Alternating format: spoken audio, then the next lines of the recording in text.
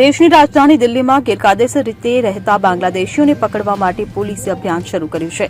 દિલ્હી પોલીસે ગેરકાયદેસર બાંગ્લાદેશી વસાહતીઓ સામેની ચકાસણી અભિયાનમાં આવા 175 શંકાસ્પદ લોકોની ઓળખ કરી છે। અધિકારીઓએ રવિવારે આ જાણકારી આપી છે। પોલીસે શનિવારે સાંજે 6 વાગ્યાથી બહારના દિલ્હી વિસ્તારમાં 12 કલાકની વેરિફિકેશન ડ્રાઇવ હાથ ધરી હતી। આ અભિયાન અંગે દિલ્હી પોલીસના એક અધિકારીએ જણાવ્યું કે પોલીસે માન્ય દસ્તાવેજો વિના રહેતા લોકોને ઓળખવા અને અટકાયતમાં લેવાના તેમના પ્રયાસો તેજ કર્યા છે।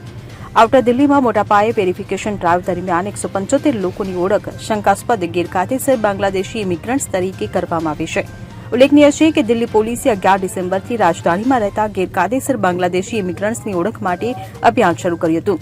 આના એક દિવસ પહેલા 10 ડિસેમ્બરે એલજીબીકે સક્સેનાના સચિવાલયે ગેરકાયદેસર ઇમિગ્રન્ટ્સ વિરુદ્ધ કાર્યવાહી કરવાનો આદેશ જારી કર્યો હતો।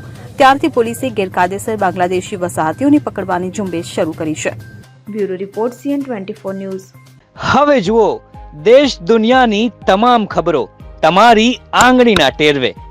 ઉઠાવો મોબાઈલ અને ગૂગલ પ્લે સ્ટોર પરથી ડાઉનલોડ કરો અમારી CN24 ન્યૂઝ મોબાઈલ એપ।